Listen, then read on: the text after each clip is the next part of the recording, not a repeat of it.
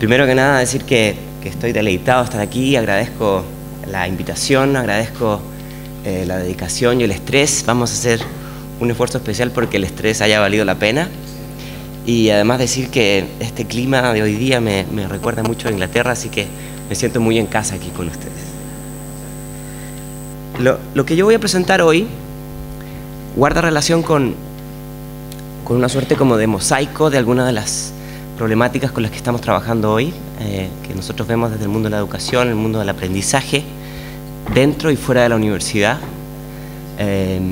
Y lo que básicamente se hará en este ejercicio es... Mejor. A ver, ahí sí, ¿se escucha mejor? No tanto, ¿sí? ¿Atrás? ¿Se escuchaba mejor con el otro?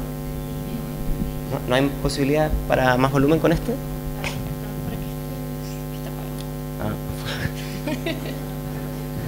Eso de las nuevas tecnologías on funciona mucho mejor. Bueno, entonces decía, lo que voy a presentar hoy es una suerte como de mosaico. Voy a mostrarles muchas tendencias de cosas que vemos que nos parecen que son estratégicas para reflexionar, para discutir. Traigo muchas más preguntas que respuestas y espero que sea de utilidad. La idea es que vamos a dejar un tiempo para preguntas y respuestas al final y estaremos aquí varios días, así que confío habrá tiempo de sobra para que podamos enredarnos y conectarnos y compartir. Entonces, un poco para entrar en materia, quisiera un poco abrir, voy a presentar algunas cosas sobre temas de cómo evaluar, cómo se está evaluando o sobreevaluando o subevaluando los temas de la educación y a veces un poquito la obsesión que hay en torno a esto. Quizás me puedo parar, si me lo permiten. El protocolo lo permite o no. Vamos a ver si la conexión también lo permite. Quisiera también presentar algo sobre ¿qué más pedagógico? En términos de ¿qué reflexiones? No, parece que me voy a quedar. El protocolo lo permite, pero no la tecnología. En términos de discusiones que existen hoy día desde la mirada del aprendizaje, cómo fragmentar el aprendizaje, cómo repensar los momentos en que metabolizamos, distribuimos, filtramos, curamos el aprendizaje y el contenido y el conocimiento. Voy a presentar algo sobre lo que algunos llaman fluidez digital, que tradicionalmente se la ha llamado competencias digitales. Sin embargo, creo que viene una dimensión complementaria que tiene que ver con la integración de todas estas competencias y pensar una suerte como de metacompetencia. Y de la misma manera vamos a poner un pequeño énfasis en el tema de los límites del conocimiento, ¿no?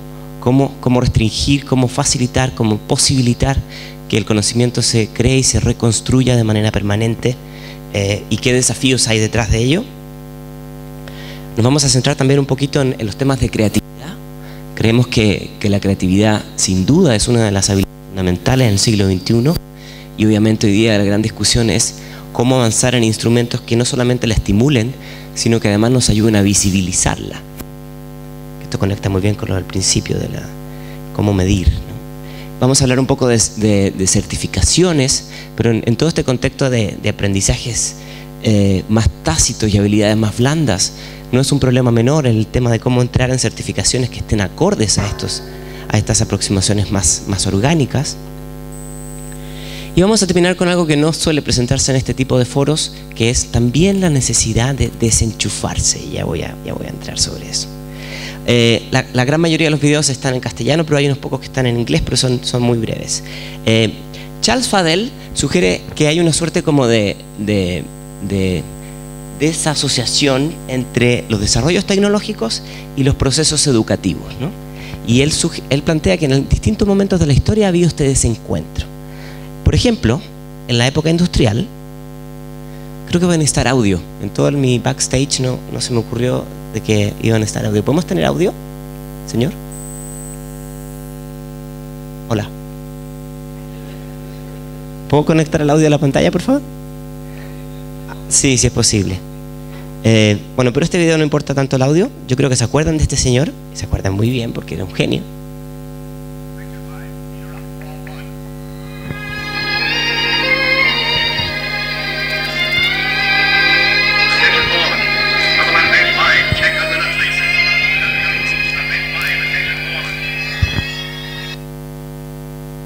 ¿Recuerdan de él, no?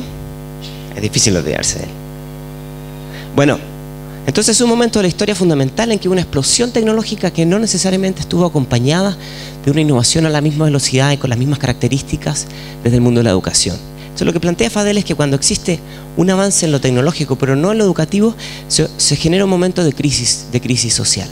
Cuando el desarrollo educativo va a mayor velocidad o va más consolidado, porque no es un tema de velocidad, sino de calidad y pertinencia.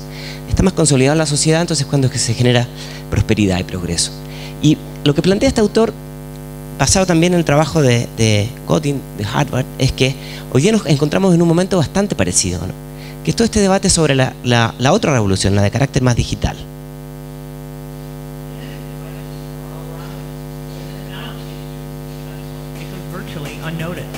Technological innovation has become so commonplace in our everyday lives that we sometimes take for granted that we are living in one of the greatest innovation periods in history.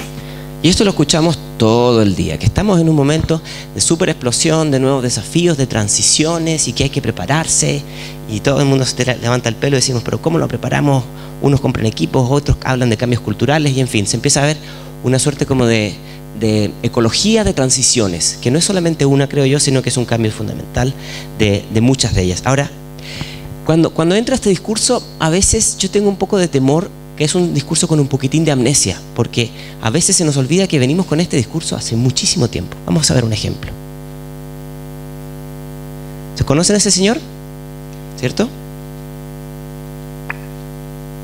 The world is moving at a tremendous rate. No one knows where. We must prepare our children not for the world of the past, not for our world, but for their world, the world of the future. Por lo menos 70 años que venimos con un discurso de que hay que prepararse para un futuro abismante que está por llegar, ¿no? Hay un documento que es muy conocido, que es el de Nación en Riesgo, Nation at Risk, que se publicó en la época de Ronald Reagan, en sus mejores años, cuando no tenía una sola arruga.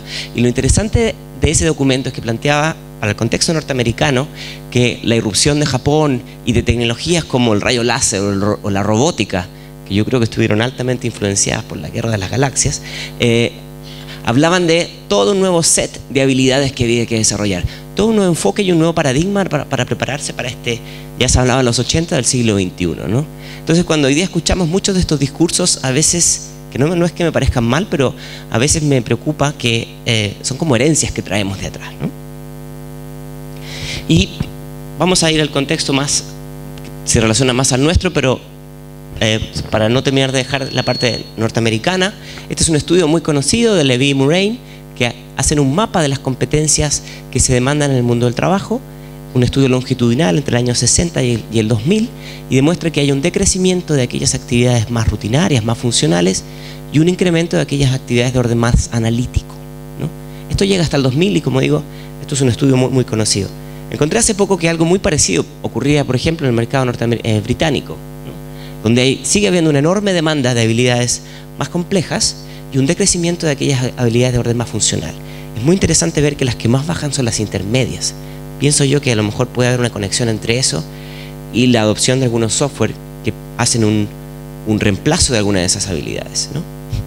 Y este discurso, hoy día acompañado por algo que conocemos muy bien, este tremendo desencuentro, esta disociación o mismatch, como se llama en inglés, entre las habilidades que tienen aquellos que egresan del mundo de la educación superior y los perfiles que requieren los del mundo del trabajo.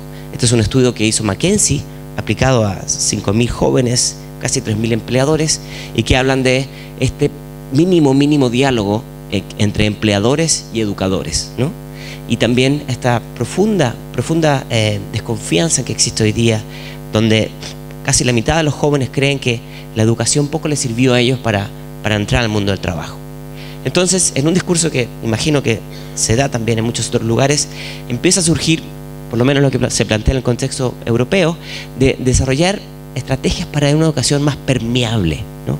Más flexible, que nos ayude a facilitar los tránsitos entre distintos tipos de formación y entre distintos tipos de contexto, combinando no solamente nuevas metodologías para el aprendizaje formal, sino que dándole un enorme valor también a los otros aprendizajes puesto que estos otros aprendizajes, aunque puedan ser informales, también tienen un enorme reconocimiento. Para ello hicimos un estudio, hicimos ver qué tipos de competencias no formales o no funcionales, mejor dicho, se demandaban en ese tipo de compañías. El Banco Mundial, la OCDE, Google, Apple y las que ven ahí, ¿no? Todas las no sé si se alcanza a leer las competencias que están en el costado derecho. Son solo competencias blandas, ¿no? Capacidad de empatía, capacidad de colaboración, creatividad, análisis crítico, ¿no? Entonces es muy interesante porque a pesar de que muchas de estas convocatorias de empleo eran tremendamente técnicas, existían todas ellas un enorme énfasis por el tema de las competencias blandas. No en vez de las competencias funcionales, pero además o como un valor agregado. Esto se complejiza más cuando entramos en un mundo hiperconectado, ¿no? Donde en un momento eran unos pocos países que tenían acceso a Internet, una élite, y hoy día esta se diversifica cada vez más, especialmente a través de dispositivos móviles y telefonía celular. Y otra capa adicional de mayor complejidad es lo que nos sugiere Freeman, con esta idea del mundo plano, de esta tercera globalización, que ya no es la globalización de las naciones ni de las compañías, sino que es la globalización de las personas, y lo que fluye en el mercado son los talentos, ¿no? Entonces se hace mucho más complejo porque el tema está en cómo preparar a personas no solamente para un mundo global, sino para ser capaces de trabajar con personas con valores, con formaciones tremendamente distintas a las cuales ellas tuvieron en su proceso formativo. En esa lógica es interesante pensar en transiciones nuevas, ¿no? En transiciones que muchas voces llaman, no terminamos de ponernos de acuerdo. Yo me resisto a creer que hay una sola manera de hacer las cosas. Voy a mostrar un ejemplo un poco radical. I remember being bored a lot. It didn't bring out the best in me, and you know, I got through it anyhow. So it's, you know, I was not a great fit, or the system was not a great fit for me. It's kind of crazy when you think about it that we take all these children and we force them to try to adapt to this really complex bureaucracy, this system. The system should adapt to them. There's a very big difference between access to information and school. They used to be the same thing. Information is there online to anyone. Connectivity is actually opening up the world. Educate a youth and you educate a nation. Knowing something is probably an obsolete idea. ¿Conocen al último señor que habló? Se llama Sugata Mitra. Se hizo muy famoso por su investigación en la India, el hoyo en la pared. Puso una computadora empotrada en una muralla como un cajero y lo dejó en lugares de muy bajo ingreso, zonas muy vulnerables. Y quiso estudiar cómo la gente cómo los niños utilizaban y los jóvenes utilizaban la tecnología. Él plantea aquí algo que es bastante radical, que podemos estar de acuerdo o no, pero creo que abre el debate. Él dice, el hecho de saber algo ya se ha convertido en algo obsoleto, porque el tema está en saber en contextos específicos. Yo no necesariamente suscribo eso, pero sí me parece una provocación y es un guante que tenemos que recoger. Especialmente en este contexto, donde los procesos de aprendizaje individuales han de coexistir cada vez de manera más intensa con aprendizajes colectivos, de la misma manera que aprendizajes formales han de coexistir con aprendizajes informales. Entonces tenemos desde el cuadrante inferior izquierdo la mirada más tradicional de un aprendizaje centrado en un individuo, ¿sí?, hasta espacios mucho más radicales que yo creo que hoy día están en proceso de gestación, como puede ser en el mundo universitario el debate de los MOOCs, el debate de si Wikipedia es o no un instrumento válido para reconocer de conocimiento, el aprendizaje entre pares, a través de comunidades informales. Yo creo que hay un debate muy interesante en términos de estas otras dimensiones. Yo me resisto a creer que es una dicotomía, sino que es un mosaico y hay una serie de matices detrás. Por ejemplo, en la Unión Europea aquí están debatiendo cómo ampliar el radar, que el radar incorpore desde las prácticas de creación y transmisión de conocimiento, dimensiones formales, pero también informales, ¿no? Desde la dimensión formal de la ciencia tradicional hasta prácticas más radicales de abrir los procesos de evaluación entre pares a una comunidad mucho más universal, ¿no? O el debate que hoy día existe en los MOOCs, más que pensarlo como una solución, a mí me parece que es un síntoma de los tiempos, donde otros sectores de la sociedad, no necesariamente las universidades, han dicho: aquí hay necesidades que no están satisfechas. Y por supuesto, como algunos autores sugieren, pasar de aprender just in case, solo en caso de, al just in time, Es decir, un aprendizaje mucho más contextual y con dosis más acordes a necesidades específicas, ¿no? Que esto es fácil o no, eso es otra historia. I'm Aaron Sams and I teach science.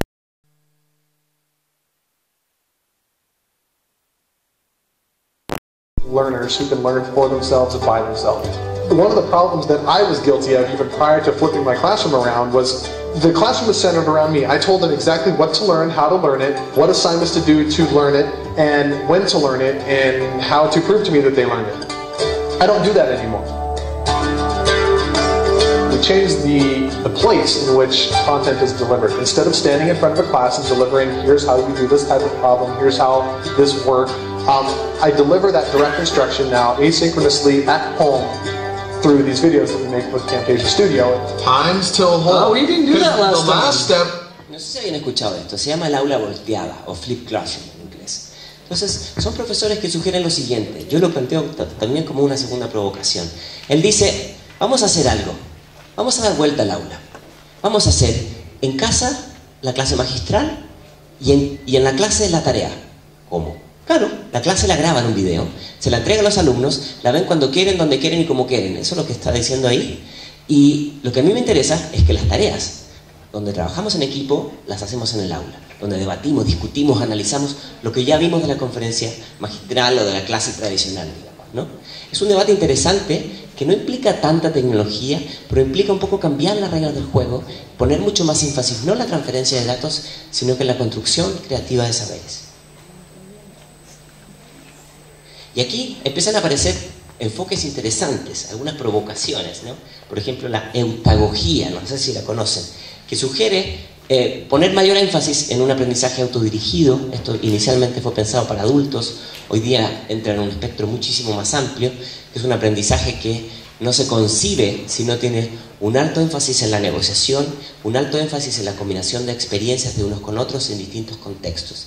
Y por supuesto, un enorme reconocimiento a la manera en el cómo aprendemos, que tiene énfasis también en aquellos aprendizajes tácitos que muchas veces quedan fuera de los instrumentos de evaluación tradicionales, ¿no? Hay un profesor que se llama Howard Rheingold, se hizo muy famoso por un libro que se llamó Smart Moves, pero más famoso incluso porque fue el primer académico periodista, creo que es un profesor de Berkeley ahora, por hablar de comunidades virtuales allá en los tempranos 90s. Y Howard Rheingold, que es este señor que está aquí, no lo voy a poner a hablar pero les dejo aquí para que vean a su gato, sugiere y deja un montón de materiales en la red a través de este concepto que pueden buscar, se llama pedagogía entre pares, ¿no? Y está particularmente centrado en poner herramientas a los profesores para que entre pares haya transferencias para ver cómo discutimos, filtramos y depuramos los debates que hoy día se están dando en el mundo de la educación, ¿no? Pedagogía entre pares lo recomiendo mucho porque puede ser una referencia de utilidad. Ahora, en este contexto, las tecnologías han jugado un rol bien interesante porque han sido divinizadas y demonizadas, ¿no? Castell nos decía que las tecnologías no son ni buenas ni malas, pero tampoco son neutras. Yo creo que es interesante esta idea de no entender las tecnologías como un atajo, no pensar porque hay determinado software se van a ocurrir los procesos de aprendizaje. Es mucho más complejo que eso y eso lo saben ustedes. Ahora, la idea de poner el énfasis en la fluidez digital y no solamente en el tema de las competencias implica tener un nivel de dominio que va más allá del uso funcional de los dispositivos. Es decir, si una persona maneja los software, eso es lo mínimo de lo mínimo. Lo interesante es lo que viene después, ¿no? ¿Cómo concibe el uso del conocimiento? Vamos a hacer The history of technology in education. rapidísimo, un resumen de la historia de la tecnología. Let's begin.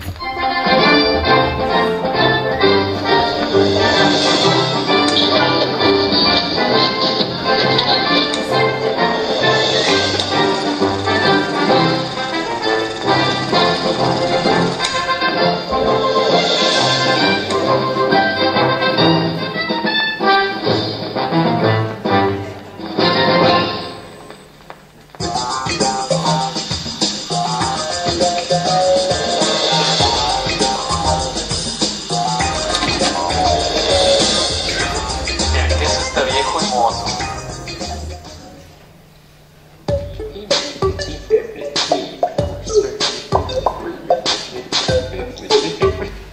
Voy a dejar ahí. Ahora, después de ver este video, ahora entiendo por qué mi profesor cuando ponía PowerPoint hablaba de las transparencias. Yo nunca lo había entendido, pero después de este video me entendí que había detrás. Entonces, bueno, quiero parar ahí porque así como Fukuyama hablaba del fin de la historia cuando acabó la Guerra Fría, pareciera que con la incorporación de tecnología fue el fin de la historia en términos de incorporación tecnológica, ¿no? Pero si hacemos un zoom un poquitito más en detalle, vemos imágenes como esta. ¿Conocen esta imagen superior? La dibujó Jean Marcotet en el año 1899 y se imaginaba cómo sería la educación del futuro, ¿no? Que se parece bastante, no sé si ustedes coinciden conmigo, se parece bastante a cómo se van a incorporar las tecnologías en el aula. Claro, podemos quitar esas pantallas grandes y poner otro tipo de aparatos, pero el tema está en si los cambios sustantivos estuvieron en el aparato o los cambios culturales que hay detrás. Yo creo, por lo menos a la luz de las investigaciones que hemos hecho, que muchas veces esta frase de Einstein se nos olvida, ¿no? Que es difícil resolver problemas si los tratamos de resolver con el mismo curso de pensamiento con los que creamos estos problemas, ¿no? Si incorporamos nuevas tecnologías y los evaluamos con viejos instrumentos, si incorporamos nuevas tecnologías y utilizamos viejas pedagogías, evidentemente vamos a tener muchos de los problemas que estamos viendo hoy día en la incorporación de tecnologías en el proceso de aprendizaje. Ahora, esto se hace mucho más complejo no solamente por el tema de una nueva manera de pensar, sino que estos dispositivos, como muy bien se planteaba hace un momento el tema del mapa, el mapa está cambiando y las tecnologías también están cambiando, ¿no? Lo que era hace un par de años un pool de dispositivos tecnológicos, hoy día se concentran en un solo aparato. Y por supuesto las tecnologías han de estar acorde a estas transiciones, ¿no? Emma. ¿Ah? Emma. Emma. Emma.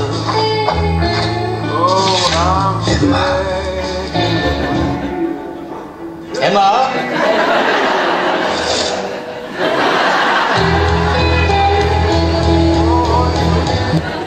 Bueno, se lo digo para que tengan cuidado los que son muy entusiastas de tecnología.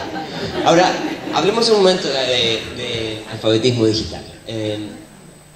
Silvia Rosenthal sugiere que uno de los problemas que ha habido es que en muchos lugares se ha pensado el dispositivo como el caballo de Troya, el que va a generar los cambios, ¿no? Existe una enorme cantidad de discursos que van en esa línea y obviamente el caballo de Troya es un pedacito nomás del proceso, ¿no? Y el tema está en cómo avanzar hacia una ecología de cómo repensar el aprendizaje de una manera más orgánica, ¿no? Donde el aprendizaje tiene valor en la medida que se recombina, se traduce, se exporta, se apropia, se contextualiza, se modifica. Para eso hay que cambiar algunas reglas del juego, ¿no? No quisiera dar ejemplos concretos, pero a veces tenemos todas esas posibilidades y solamente se utilizan los dispositivos solamente para transferir traducción y transferencia de conocimiento, ni siquiera traducción a veces, ¿no? Me hace recordar al viejo Freire y su educación bancaria sigue siendo tremendamente vigente en nuestros días. Y eso se hace más complejo, mientras ven esta linda fotografía de una biblioteca mexicana, se hace más complejo cuando tomamos en cuenta la cantidad de información que existe. Eric Schmidt nos decía que en el mundo se había generado 5 exabytes de datos entre el origen de la civilización hasta el 2003. Y hoy día generamos esa cantidad de información cada 2 años. Eso no es suficiente. Hay otro dato que me impresionó más todavía. Cisco proyecta que para el año 2015 va a existir en el mundo un zettabyte de datos, que equivale a una repisa de libros desde este escenario hasta el planeta Plutón 20 veces. Entonces, en ese contexto, ¿cómo nosotros, como docentes, vamos a ser capaces de entregar contenidos que puedan ser relevantes, ¿no? En este ascensor a Plutón? Otro ejemplo.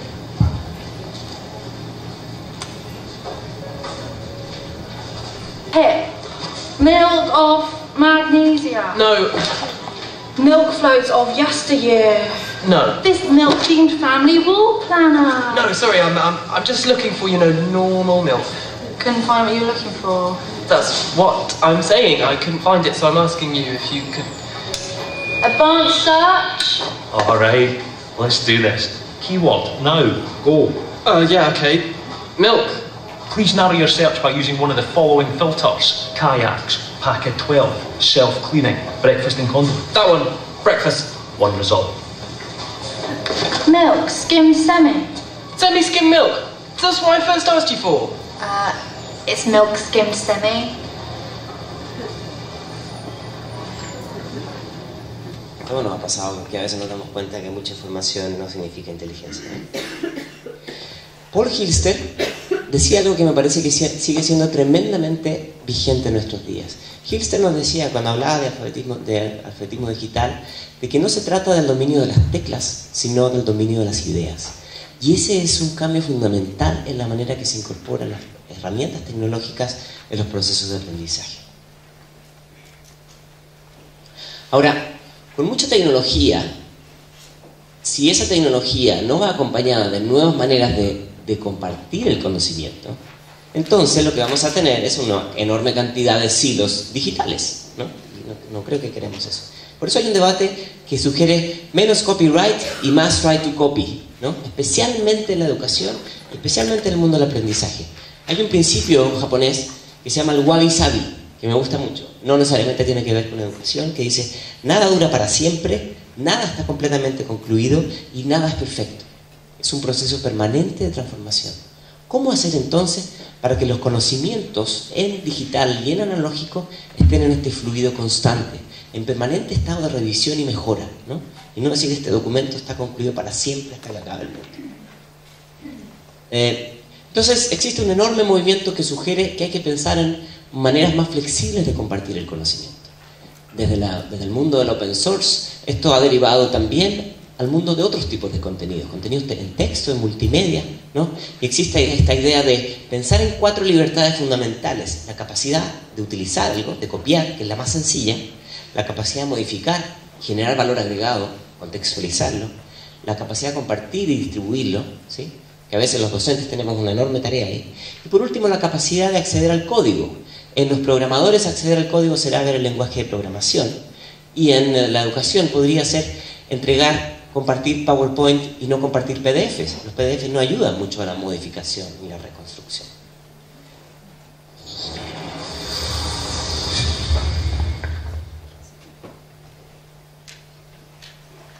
En Internet nos encontramos con fotografías, textos, música y otras obras digitales que son creadas por usuarios de la web y publicadas allí a la vista de todos. Los autores de estas obras podrían querer que sus derechos de autor sean respetados y al mismo tiempo permitir el uso de su trabajo por parte de otras personas. Para esto cuentan con Creative Commons, un sistema gratuito de licencias que permite a un creador proteger sus derechos sin afectar la dinámica libre de la web. Con estas licencias, un autor puede exponer su obra e indicar los usos que quiere permitir: distribución, modificación o incluso uso comercial. También existen sitios en los que se reúnen obras con licencias Creative Commons y a los que podemos acudir cuando necesitemos fotografías, libros o música. Recuerda, Creative Commons permite el libre acceso a la información que existe en la web, pero con responsabilidades. Si quieres conocer más sobre esta licencia...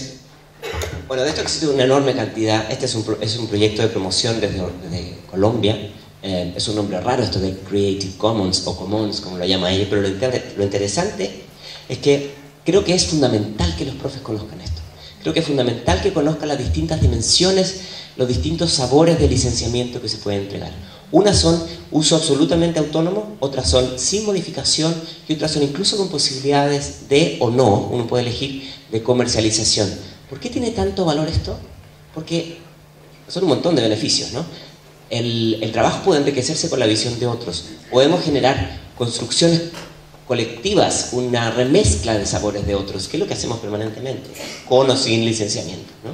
Y por supuesto, la idea de la revisión entre pares. Oye, vi tu trabajo, me encantó, pero a lo mejor podrías agregar esto, ¿no? Todas estas son beneficios que están detrás de las posibilidades de compartir el conocimiento. A veces hay un enorme uso de Internet, pero no necesariamente tomando en cuenta estos sabores.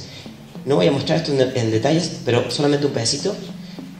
Junto al movimiento... A few years ago, a professor taught a climate change course Junto al movimiento de Creative Commons está este movimiento de REA, Recursos Educativos Abiertos, que es la idea de, es buena idea poner los objetos de aprendizaje en público para que otros los puedan utilizar de la misma manera que usted puede utilizar los trabajos de otros. Este video que está aquí, está en la red, surge de una iniciativa del Ministerio de Educación del Gobierno de Estados Unidos, que se llama Why Open Education Matters. Les invito a revisarlo. Y aquí este video nos explica de cómo cuando un docente genera un contenido que deja con licencias abiertas, el contenido fluye y se comparte en otros lugares y se mejora y se enriquece, ¿no? Obviamente, el desafío que hay detrás de esto, y lo podemos debatir en el debate ahora, no es un tema necesariamente tecnológico, sino que es mucho más de orden de entender el valor de compartir y de animarse a no tener miedo a que circule, ¿no? Algunos profes dirán, pero eso significa que te pueden copiar. Pero es que si usted no lo hace, te pueden copiar igual, en primer lugar. Y en segundo lugar, la ciencia existe bajo la copia. Se llama de una manera mucho más rumorosa, se llama cita. Pero es lo mismo, ¿no? Entonces el tema está en cómo compartir de una manera estratégica. Además que da visibilidad a quienes lo trabajan a nivel individual y a nivel institucional. Pero tengo que continuar. Creatividad. Creatividad es una de las competencias fundamentales para el siglo XXI. Es una habilidad transversal que hay muchas maneras de definirla, pero yo la entiendo como trascender ideas, generar significados que nos lleven a nuevas ideas, a nuevas formas y a nuevos métodos. Yo creo que esto es esencial. Y es esencial no en carreras como diseño, arte y multimedia, sino que es esencial de manera transversal. Uno puede ser creativo incluso hasta la más aburrida de las tareas. Ahora, la creatividad implica dar beneficio al error. Implica sistematizar el error y casi premiar el error, porque el error es el paso previo a ser exitoso en la construcción de una iniciativa o un proyecto. Por ejemplo, Twitter siempre se hizo muy famoso cuando empezó a celebrar sus errores y a reírse de sus errores. Yo creo que es buena idea reírse de los errores de uno, porque en el fondo lo que hay detrás, es decir, estoy en un proceso de aprendizaje. Cuando las estructuras de educación formal castigan el error, entonces en alguna medida estamos inhibiendo las posibilidades que hay detrás. Voy a mostrar algunas de las 29 formas de cómo ser creativo.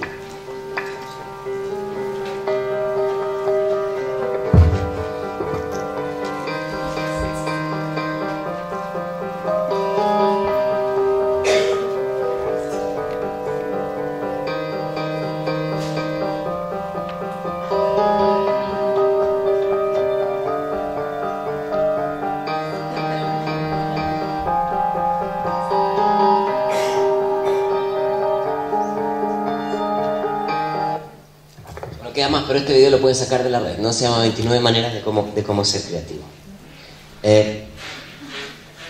Ahora, si hablamos de creatividad y hablamos de compartir y hablamos de co-construir, poco sentido tendría entonces, parafraseando al señor Einstein, de que utilizásemos instrumentos de evaluación tradicional y estandarizados, donde todo debe estar parametrizado en rankings. Esto no es una lucha contra la estandarización, pero es una lucha contra la no flexibilidad. Es decir, junto a los instrumentos de evaluación estandarizada han de existir otros instrumentos que sean más flexibles, más versátiles y más acordes a los desafíos que existen en nuestros tiempos. Miren, Collins publicó en el Handbook of Sociology of Education en el año 2000 una cosa súper interesante. Él decía que entre el siglo XIV y el XVII en Europa ocurrió un fenómeno súper interesante, y es que existió una suerte como de sobrecredencialización de conocimientos. Entonces la gente iba de un país a otro juntando papelitos, certificados para mostrar qué tan hábil era. Entonces se generó lo que algunos llaman una suerte como de inflación de credenciales, ¿no? Yo cuando leía esto me pegaba contra la muralla porque decía no hemos aprendido nada. En esta idea de que existe todavía muchas veces un enorme énfasis y entusiasmo por poner los conocimientos en papelitos. Y hoy día, en una época donde el acceso a la universidad es radicalmente distinto al de 30 o 50 años, la universidad ha de pensar, creo, en instrumentos de reconocimiento de saberes complementarios. Esto no es en vez, sino que es además. Por ejemplo, existen movimientos como el doityourself.org que sugieren la idea de medallas, así como los Boy Scouts que usaban medallas que lo que hacen es reconocer algunos saberes específicos. Ciertamente son saberes orientados más a las habilidades concretas. No estamos hablando de poder pilotear un avión y que alguien le dé una medalla a un amigo porque se subió un avión, no se trata de eso. Pero se trata de esos otros saberes que yo mostraba en un primer momento con estas soft skills. Quiero mostrar un ejemplo al respecto que me parece muy interesante.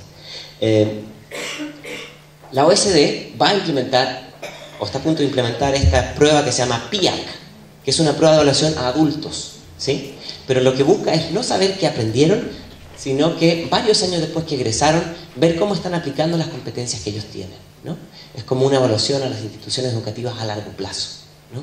Que tiene mucho más que ver con una puesta en escena en contextos reales. Esto es complejo bajo la lógica de estudiar para el examen, ¿no? Porque esto no se estudia. Ahora, miren este ejemplo que a mí me parece, también es muy radical, pero creo que puede ayudar a abrir el debate. La Escuela 42 de Francia. Esto lo inventó un señor, este es un proyecto muy reciente de este año, se llama Cheverny, que es un empresario, se ha dedicado a los temas de Internet, y él plantea, uno de los principales desafíos que he tenido en 20 años de la historia de Internet es conseguir talentos. Y para conseguir talentos es la parte donde hay que dedicar más energía y es más compleja, ¿no? Y a él se le ocurrió generar un experimento radical, ofrecer una escuela para aprender a programar, para aprender a trabajar en temas de tecnología, que no ofreciera certificados, que no ofreciera ningún instrumento de reconocimiento formal. Ustedes dirán, ¿estás loco? Y yo diría también, sí, que está loco. Pero es interesante y se los quería mostrar. Hizo una convocatoria a jóvenes entre 18 y 30 años. Y dijo, aceptamos a 4.000 jóvenes que entren aquí, van a pasar un examen de creatividad, de uso de tecnología, de trabajo en equipo, etc. Y vamos a lo que se llama una hackathon, o una, ¿cómo se llama en castellano? Una maratón de geeks que están todo el día programando, ¿no? Y de esos 4.000 van a quedar 2.000. Y se va a filtrar de nuevo y van a quedar 1.000 que ellos llaman genios. Y estos genios les dan un programa de formación de 3 a 5 años, 7 a 24, es decir, pueden aprender en distintos momentos y tiempos, en temas de desarrollar juegos, en temas de social manager, de trabajar temas de realidad aumentada, etc. Muchos de los temas que están hoy día en la agenda. Y una vez que egresen y estén posicionados en el mundo del trabajo, entonces van a poder tener la posibilidad de entregar parte de una cuota, qué sé yo, para pagar parte de su proceso de formación. ¿Será esta la vía a la cual tienen que avanzar todas las universidades? No, no lo creo. Pero las universidades habrán de coexistir cada vez más con este tipo de prácticas. La pregunta está en cómo generar puentes con estos, para que no sean adversarios, sino que sean complementarios. ¿Se acuerdan de las 29 estrategias para la creatividad? Yo quiero ir sobre una en particular que a veces se nos olvida. La número 4. ¿Se acuerdan cuál era la número 4? Muy temprano, yo lo sé. No se preocupen. Lejos de la compu a veces, ¿no? Esto no es que las tecnologías están mal, no es el discurso de Nicolás Carr que Google nos hace estúpidos. Es, si quieres tener creatividad, también tienes que tener tiempos offline. ¿Ustedes se acuerdan cuando la gente podía conversar sin un teléfono móvil en la mano? ¿Se acuerdan cuando la gente llegaba a la oficina y no pasaba nada si se le quedaba el teléfono en la casa? ¿Se acuerdan cuando estaba hablando con un amigo y podía no buscar en Wikipedia de qué se trataba el tema que estaban conversando? ¿Se acuerdan de esos años? Bueno, parece que está a años luz, ¿no? Y yo creo que, así como las tecnologías son enormes facilitadores y potenciadores, también son tecnologías que tenemos que aprender a desenchufarnos a veces. ¿Se acuerdan de la pirámide de Maslow? Bueno, algunos la han redibujado en estos días, ¿no? O sea, antes uno por lo menos tenía tiempos offline en los aviones y en los baños, y ya ni siquiera, porque la cantidad de gente que usa tecnologías en esos contextos también es enorme. Y créanme que el offline también ofrece espacios relevantes. Insisto, una vez más, no es una dicotomía de on-off, sino que es de un uso inteligente de las tecnologías digitales. Esta fue una foto tomada en el Vaticano, a lo mejor algunos la vieron, de cuando se eligió, cuando el Papa Benedicto XVI, fue elegido, 2005 en el Vaticano. Y esta es una fotografía de cuando el Papa Francisco fue elegido en el 2013. Algo nos pasó como sociedad que hoy día no podemos vivir desenchufados. Este es un estudio que sacó la Fundación Telefónica con el Financial Times, que hizo un análisis de cuánto utiliza la tecnología los jóvenes. Sacó un promedio en el mundo, son 6 horas. A usted le podrá parecer más o menos. 6 horas significa 42 a la semana, 2016 al año, y equivale a casi 3 meses conectado. Yo soy convencido que muchos están mucho más de 6 horas, porque es un promedio. 3 meses al año, si usted le quita los 4 meses que está durmiendo, en teoría que dormimos 8 horas, nos queda bien poquito tiempo para pensar. Entonces, bueno, ha surgido un movimiento de, a veces es bueno desenchufarse. Los americanos tienen esta idea de el día offline, ¿no? Alguien me contaba ayer de que lo que están haciendo algunos grupos de amigos cuando van a un restaurante, dejan todos los móviles en una esquina y está prohibido tocarlo. El primero que lo toca le paga la cuenta de todos los demás. Yo creo que es una buena metodología. Escucha un pedacito de este video. Transmit this information so quickly. What's truly fascinating is that Americans spend half of their year consuming information. That's 182 and a half days of straight data consummation. If I break it down, the average person consumes information for 12 hours a day, taking in 100,000 words a day, which is 201 letter-sized pages of text, single-spaced. The scariest part is that when only read, we remember 10% of this information. No sé si se entendió. 10% de lo que leemos nos queda en la cabeza. Bueno, este es un movimiento que dice que somos adictos digitales, y quiero poner solamente la última parte del video. Entré en este tema, primero porque se discute poco, y segundo porque un día escuché una conferencia de Zygmunt Bauman, muy conocido por los tiempos líquidos, que dijo: nuestra sociedad es adicta a la información.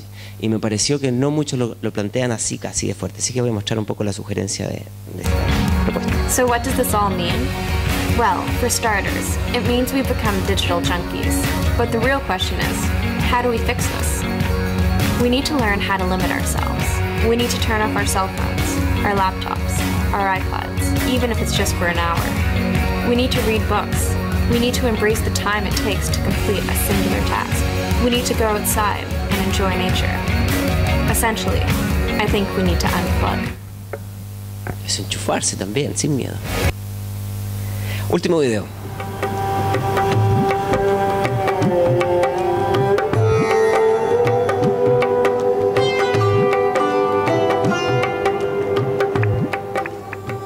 Hicieron una publicidad en Bruselas, e invitaron a un montón de gente a entrar en una carpa. Ellos sabían que estaban siendo grabados. Actie in school tegen Antwerpen. Ja. Insecten. Dat blieft? Ik voel 2 insecten op je rug. Kan dat? Ja, vlinders. Slovenie? Sorry. Een moto, oranje. Pats erop. Zenit? Oui, bien. Je hebt een vriendin, Julie de... Ja. Een boeiend liefdesleven. 3, 4 zelfs. De 4e, daar zwijg ik meestal over, dus dat weten niet veel mensen. Hoe is mijn spierscheur? Maison rouge, balcon, blanc. Ja.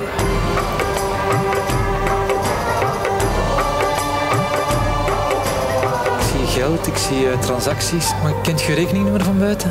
Ik denk dat ik het wel weet. Die staat wel negatief op je bankrekening. Ja? 97. Last month, you spent €200 on alcohol. Vorige maand €300 aan kleding gespendeerd. 8. Ja. 5. Voor een huis dat van eigenaar gaat veranderen. €795.000. Ja, eigenlijk. 41. Ja. Is dat juist? Ja, dat is juist.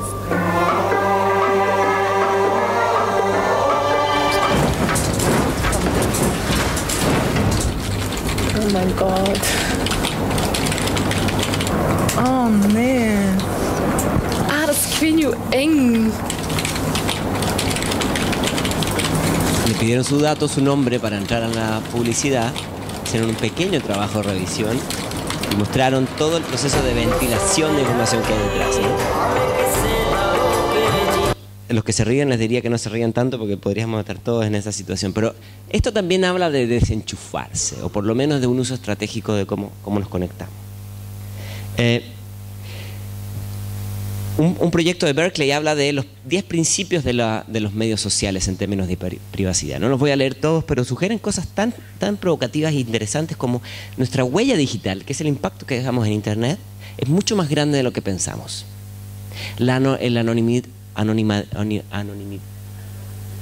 Anonimato, estoy como el Chavo del Ocho. El anonimato no existe en Internet. La comunicación nunca es entre dos partes. Las redes siempre están abiertas a malas interpretaciones. La red nunca olvida. Y por supuesto que la identidad digital no está garantizada. Que me lo digan aquellos que le han robado sus contraseñas, qué sé yo. Entonces, bueno, esta es la otra parte de la tecnología, que no es para demonizarla ni mucho menos, pero tiene que haber un uso estratégico de la tecnología también en estas dimensiones.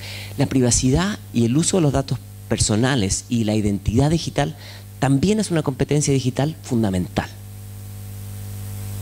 Entonces, ahora quisiera, en los poquitos minutos que me quedan, me quiero concentrar en algunas conclusiones, una suerte como de tratar de conectar muchas de las cosas que he querido compartir con ustedes y un poco para dejar tiempo para comentarios.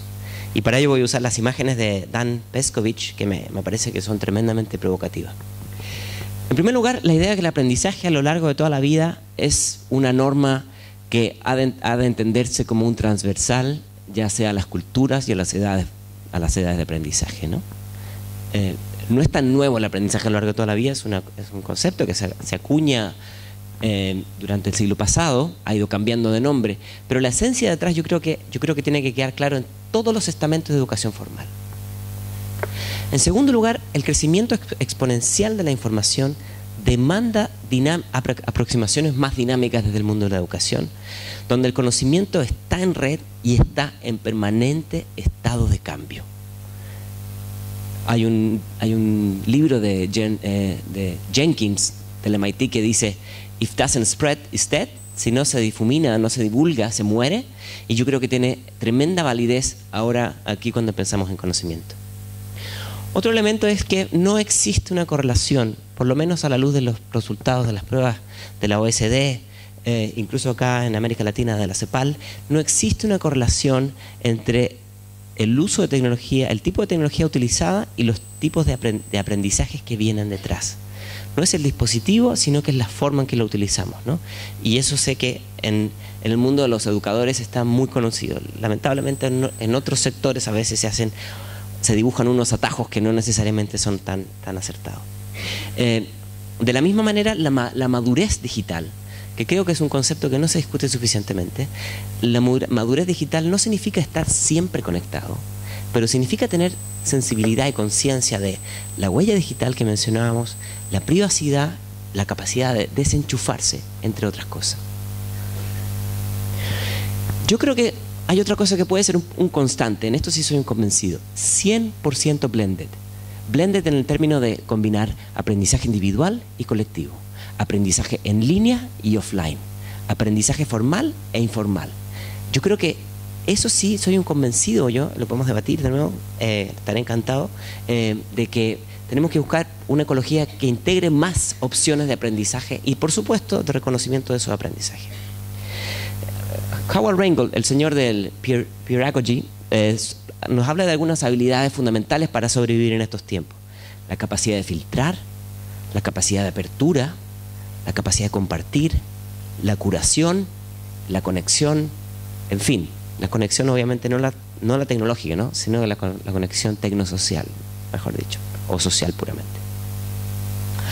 Ahora, en este mismo contexto, la democratización del conocimiento que ocurre a través de los medios nos tiene que llevar a reflexionar cómo el profesor ya no es más la única fuente de la verdad. De la misma manera que las universidades ya no son más la única fuente de reconocimiento de saberes, ¿no? Di un ejemplo, pero creo que hay muchísimos ejemplos. Hablamos de las competencias para el siglo XXI y es un debate que no tiene nada de nuevo, como ya veían ustedes con John Dewey o los gobiernos de Reagan. Pero a mí me parece interesante pensar en tipologías de competencias, más que en competencias como tal, ¿no? Para buscar nuevas maneras de pensar, para construir nuevas maneras de trabajar, nuevas herramientas para el trabajo y, por supuesto, aprender a aprender, ¿no? Para vivir en un mundo en profundas transformaciones. Y por último, decir que todos estos cambios de orden de infraestructura tendrán poca permeabilidad en transformaciones consistentes y sustentables a largo plazo si no construimos nuevas maneras de evaluar y de acreditar esos conocimientos. El debate va a continuar en estos días y yo voy a dejar este canal si alguien quiere para que luego podamos conversar en los días posteriores sobre esto y junto a eso también decir que este material lo pueden descargar en esa dirección. Muchísimas gracias.